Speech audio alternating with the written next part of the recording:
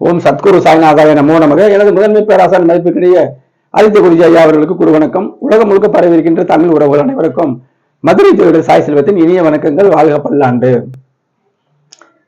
இன்னைக்கு நம்ம பார்க்க போற பதிவு 2026ஆம் ஆண்டு உங்களுக்கு எப்படி இருக்கும். கன்னிராசி அன்பர்கள் பார்ப்போங்க. அதுக்கு முன்னாடி அஸ்ட்ரோ சாய் செல்வம் அப்படிங்கிற எனது யூடியூப் சேனல்ல மனித வாழ்வுக்கு தேவையான அனைத்து விஷயங்களும், ஆரோக்கியத்திலிருந்து சிறுகுழந்தை ஆரோக்கியத்திலிருந்து கல்வியிலிருந்து வேலை, தொழில், திருமணம், வெளிநாடு, இப்படி வாழ்க்கை சம்பவங்களை உள்ள கிரக பாவக சுபத்துவத்தின் அடிப்படையில கணிச்ச பலன் சொன்ன பொதுவான வீடியோக்கள் அனைத்துமே அதுல இருக்கு. 1100 வீடியோக்கள் இருக்குது. பார்த்து பயன்பெறுங்கள். சப்ஸ்கிரைப் பண்ணுங்க. அடுத்தடுத்து நீங்க அந்த சேனல், என்னுடைய சேனல்ல உள்ள வீடியோக்களை தொடர்ச்சியா பார்க்கலாம். ஷேர் செய்திகள். அடுத்தடுத்து நீங்க மட்டுமில்ல உங்க நண்பர்கள் உறவினர்கள் அனைவருமே பார்த்து பயனடையலாம். உங்களுக்கு தனிப்பட்ட முறையில் ஜாதகப்பட வேண்டினால் இந்த திரையில இருக்கக்கூடிய வாட்ஸ்அப் நம்பருக்கு தொடர்பு கொள்ளுங்க. தெளிவாக கிரக விளக்கத்தோடு பலன்களை கேட்டு தெரிந்து கொள்ளலாம். இப்ப 2026ஆம் ஆண்டு உங்களுக்கு எப்படி இருக்கும்? கோல்சார பலன் தாங்க. கோல்சார பலன் சொல்லணுங்க. கோல்சாரம் சொல்லாம பலன்கள் கிடையாதுங்க. ஒரு நுணுக்கம் சொல்றேன். ஒரு ஜாதகத்துல ஒரு விஷயம் நடக்க போகுது, நல்லதோ கெட்டதோ, அன்றைய நாள்ல கோச்சாரமும் கை கொடுக்கும். இதெல்லாம் எத்தனை பேர் உணர்ந்தாங்க? அதையெல்லாம் பார்த்துதான் சரி. இப்ப ஒரு ஆரோக்கிய குறைவு இருக்கு, அது என்ன நடக்கும் போது கோல்சாரத்தை பார்த்தா நான் சொல்றேன். அதே மாதிரி நல்ல நிகழ்ச்சிகள், சுபமான கிரகங்கள் சேர்ந்திருக்கும். இவ்வளவுதான் வித்தியாசம். கெடுதலுக்கு பாவக்கிரகங்களுடைய ஆக்கிரமிப்பு இருக்கும், சுப நிகழ்ச்சிகளுக்கு சுபக்கிரகங்களுடைய ஆக்கிரமிப்பு இருக்கும். இவ்வளவுதான் வித்தியாசம். ஒளி இருள், அப்படிதான் புரிஞ்சுக்கணும். இப்ப கன்னிராசி என்பவர்களுக்கு நான் சொல்லிடுறேன், எல்லாருக்கும் கிடையாது நான் சொல்ற பலன்கள். யாருக்கு? அந்த நடுத்தரமான ஜாதகங்கள்ல கண்டிப்பா இருக்கும்.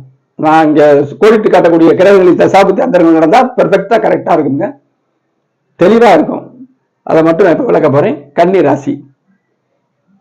கன்னிராசிங்க. இப்ப இது வரைக்கும் அப்ப கோல்சாரத்துல மாத கிரகங்கள் அதெல்லாம் நம்ம பார்த்துக்கலாம். ஆனாலும் வருஷ கிரகங்கள் ஏன் சொல்றோம்னா, வருஷ கிரகம் ஒரு இடத்துல இருந்துட்டு லைட்டிங் அடிச்சுட்டே இருக்கும். சனி 2 வருஷம் இருந்துகிட்டு கெடுதல் நன்மை செஞ்சுக்கிட்டு இருப்பாரு, மாற மாட்டார்ல. அந்த இடத்துல பாக ரீதியா இறங்கும் போது அது வேற நுட்பம். அதனால ராகு 1.5 வருஷம். இதனாலதான் அதை நம்ம குறிப்பிட்டு சொல்றதுங்க. இப்ப 10ஆம் இடத்துல குரு இருந்தாருங்க. தொழில் வளர்ந்துச்சு. தொழில் கர்மா, அவர் செய்ய செய்கைகள், அவர் தொழில் மட்டுமில்ல அவர் அன்றாட செய்கைகளையும் இந்த 10ஆம் இடம் குறிக்கும். வேலையும் குறிக்கும். சமயத்துல 6, 9, 6, 10 திரிகோண ஸ்தானங்கள்ல இருக்கும் பாருங்க, கவர் ஆகிருக்கும். அதனால வேலையும் குறிக்கும். அதுல பூரா பெரிய அளவில் இல்லாட்டாலும், அதாவது ஜாதகத்துல அந்த ஸ்தானங்கள் கெட்டு போனவங்களுக்கு கூட இந்த குரு ஒரு படி கொடுத்திருப்பாரு. படினா என்ன? அவருக்கு ஒரு படி போட்டிருப்பாரு, சொல்றோம்ல, அருள் கொடுத்திருப்பாரு. 10ஆம் இடம் செலுத்திச்சுங்க. 5ஆவது மாசத்துல இருந்து 11ஆம் இடத்துக்கு வருதுங்க. அற்புதமான அமைப்பு. 11 லாபம். ஏகாதசத்தில் எக்கோலும் நன்று ஒரு பாடல் இருக்கு, பழைய நூல்கள்ல இருக்கும்.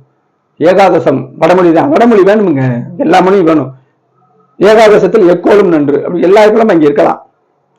அப்படி அமைப்புல குரு இங்க வராரு. லாபமா இருக்குங்க. ஒரு முடிச்சு லாபம்னா என்ன? எல்லாமே லாபம். எல்லா விஷயங்களும் துணை பாவங்கள். இப்ப 11 இளைய மனைவின்னு அர்த்தம். இந்த முதல் திருமணம் டைவர்ஸ் ஆகி 2ஆம் திருமணத்துக்கு அப்ளை ஆகுதுல்ல, திணறிக்கிட்டு இருக்குல்ல, இப்போ பிக்ஸ் ஆகும். லக்கணத்துக்கு 11ஆம் இடம், ராசிக்கு 11ஆம் இடத்தோட கனெக்ட் ஆகும். அந்த தசாபதி ரீதியாக, பாவக ரீதியாக கனெக்ட் ஆகும். கோச்சார கிரகம் ஆதியில இருந்த கிரகத்து மேல போகுதுன்னு சொல்றாங்கல்ல, அதெல்லாம் இதுல இருந்து வந்த விஷயம் தான். இதுதான் உண்மையான விஷயம். 11ஆம் இடம் ஆக்டிவேட் ஆகும். மூத்த சகோதர உதவிகள், அவங்க நலமா இருப்பாங்க. சண்டை சத்திரவா இருந்தா கூட நிவாரணமாகும். 11 எல்லாமே லாபம். இப்படி வந்துருங்க. அப்ப 11ல இது கூட நடக்கும். அவங்க ஜாதக தசாபுத்தி படி.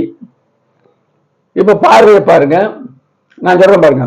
11ல குருவுக்கு 3ஆம் இடத்தையும் அடிக்குது. 3 இளைய சகோதரம், 11 மூத்த சகோதரம். சகோதர உறவு நிச்சயமா சொல்றேன். சகோதர உறவு உங்க ஜாதகப்படி சகோதரர் நம்ம நேசிக்கிறோம், ஆனா அவர் உயர்வா இல்லை, அது நடக்கும். சண்டை சச்சரவா இருக்கு, ஒரு பங்காளி சொத்து தகராறு இருக்கு, தீரும், முடிவு வரும். அது என்ன முடிவுகள்? ஜாதகப்படி எப்படியும் அந்த பிரச்சனை தீரும். சுபமாவே முடியும் 90%. 3ஆம் இடம் நம்பிக்கை.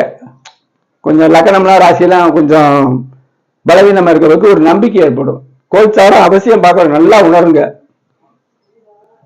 திருமணமும் நடக்கும் போகஸ்தானம் 3 நகை நட்டுக்கள் வர வச்சுதான் எடுத்து போடுவீங்க, திருப்புவிய நகை செய்யக்கூடிய அமைப்பு தசாபதி ரீதியாக வரும். இப்ப 5ஆம் இடத்தை பாக்குதுங்க, புத்திர வகையில மேன்மை, அதிர்ஷ்டம் செயல்படும். பிள்ளைகளுக்கு வயசுக்கு தக்கன, உங்களுக்கு வந்த பிறகுதா, உங்க பையனுக்கு வந்த பிறகுதா, உங்க பேரனுக்கு வந்த பிறகுதாங்கிற அமைப்புல இந்த கன்னிராசி என்பவர்களோட வயதுக்கு தக்கன பலன் எடுக்கணும். 5ஆம் இடம் அதிர்ஷ்டம் செயல்படும். குலதெய்வ வழிபாடு வரும். 9ஆம் இடத்தை சரி பார்க்கிறாரு, இருக்கலாம் கிராம தேவதைகள் இந்த மாதிரி வரும். அப்ப 5ஆம் இடத்தையும் குரு பார்க்கிறாருங்க, 7 குரு பார்க்கிறாரு. அப்ப 7ஆம் இடத்துல சனி இருந்துச்சுல, கண்டக சனியா இருந்துச்சுல்ல, கேது ராகு சம்பந்தப்பட்டிருக்குல்ல லக்னத்துல, ராசியில இல்ல 7ல சனி, ஓகே ராசிக்கு 7ல சனி இருந்துச்சுல்ல, 7ஆம் இடம் சனி இருக்கிற இடம் கெட்டதுன்னு அர்த்தம்ங்க. அதுவே புரிய மாட்டேன், சனி இருக்கிறாருங்க. சில பேர் சண்டாளன் பாவி அப்படிங்கிற போது சனியுடைய இயல்புத்தன்மை தான் பேசுறாங்க. இயல்புத்தன்மை மாறுறதுக்கு வாய்ப்பு இருக்குல்ல. அப்ப அப்படி சொல்றது நுணுக்கம் இல்லாதவங்க தானே. ஆனால் நான் என்ன சொல்றேன், ஈஸ்வரன் சொல்லக்கூடாது, இதுதான் பெயிண்ட். திட்டவும் கூடாது, போற்றி போடவும் கூடாது. அவர் ஒரு இருக்கிரகம், அவருடைய கடமையை அவர் செய்வார்.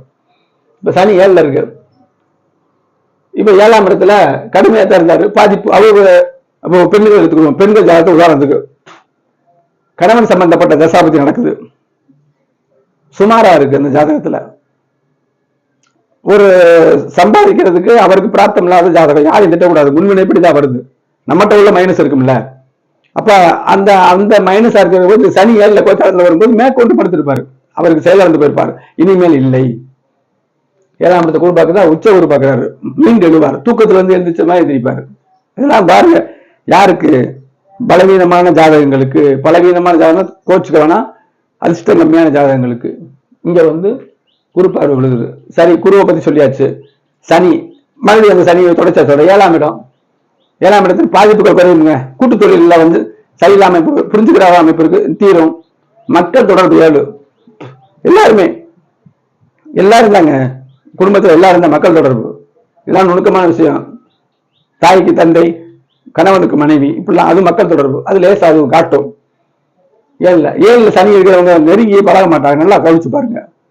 ஏன்னா 7ல மக்கள் தொடர்பு ராசியை பார்க்கும், லக்னத்தை பார்க்கும். அப்ப அவங்களே சரியில்லாத ஆள், மந்த குணம் அப்படின்னு எடுத்துக்கலாம். இப்படி ராகு 6ல இருக்குங்க, இதுதான் நுணுக்கமான பலன். 6ல இருக்கு, நோயை கொடுக்குமா, நோயை தணிக்குமா? 6ஆம் இடம்னா ஜாதகருக்கு 6ஆம் இடம், ராசிக்கு 6ஆம் இடம். அங்கே வேலையும் இல்லாம இருக்கும், அதை அதிர்ஷ்டத்தை வச்சு பார்க்கணும். 10ஆம் இடத்துல நிலையை வச்சு பார்க்கணும். நோய் அவருக்கு இருக்கா, சனி செவ்வாய் நிலையவும், அவருக்கு 6ஆம் பாவம் சனிதானே, சனி எங்க இருக்காரு, 7ல தானே இருக்காரு. அப்ப வாழ்க்கையோட விரோதம்னு ஒண்ணு வரும்ல, அந்த ராகு வந்து இதை வந்து இங்கே குரு இருக்கும்போது பார்த்துட்டு இருப்பாரு, பலன் கம்மியா இருக்கும். குரு கீழே இறங்கின உடனே 5வது மாசத்துக்கு பிறகு இந்த ராகு வந்து குரு பார்வை இருக்காது, ஆனாலும் குருவை இங்க பாக்குறாரு. அப்ப 6ஆம் இடத்து பலன். இதுல ஏற்கனவே கணவன் மனைவி புரிந்துக்கிறாம இருக்கக்கூடிய ஜாதகங்கள்ல பெரிய அளவுல பாதிப்பு வராது, அவ்வளவுதான் அர்த்தங்க.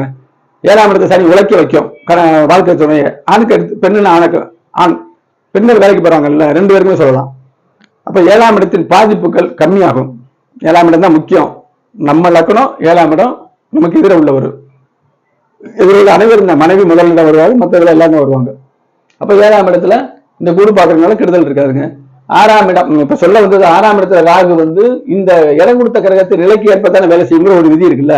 அப்ப சனியை குரு பாக்குறதுனால 6ஆம் இடம் பெரிய பாதிப்பு வராதுங்க, சரியா? அது அவங்க தசாபதி தான் உறுதி செய்யும். 6ஆம் இடம் கணிக்க சிக்கலான விஷயம். லக்கணத்துல அதே மாதிரி 12ல கேது இருக்கு, அலைச்சல் கொடுக்கும், வெட்டி அலைச்சலா நல்ல அலைச்சலாங்கிறது இருக்குது.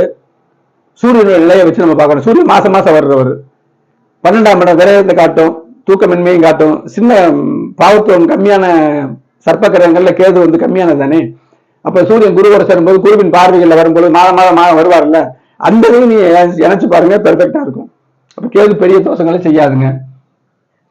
ராசியை சரி பார்க்கறது இனிமே பெரிய உபத்திரவங்களை செய்யாது இந்த 5வது மாசத்துக்கு பிறகு. அப்ப 5வது மாசத்துக்கு பிறகு இவர் ராசிக்காரவங்க கன்னிராசியில எல்லாருக்கும் இல்ல, திரும்பவும் சொல்றேன், அதுதான் சொல்றேன்.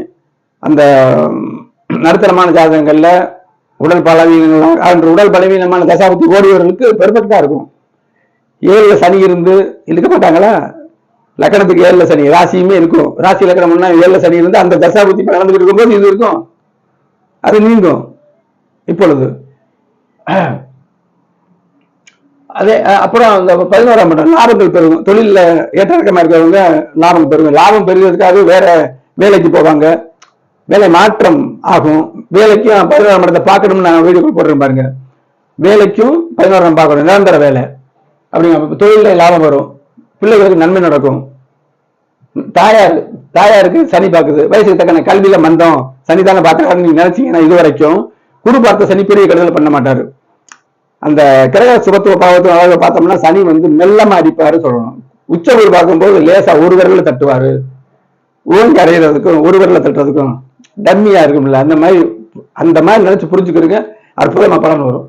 கல்வி விஷயங்கள், வயசுக்கு தக்கன கண் சுகம் எல்லாமே பாதிப்புகள் இருக்கு. ஆனால் இந்த உச்ச குரு பயிற்சி 1 வருஷத்துக்கு அது உங்களுக்கு தற்காத்து கொடுக்கும். 5ஆம் இடம் அதிர்ஷ்ட சவனம் நல்லா ஒருக்க எல்லாமே வந்துடும். 3ஆம் இடம் சகோதர ஒற்றுமைகள் எல்லாம் வந்துடும். 11 லாபமா இருக்கும்.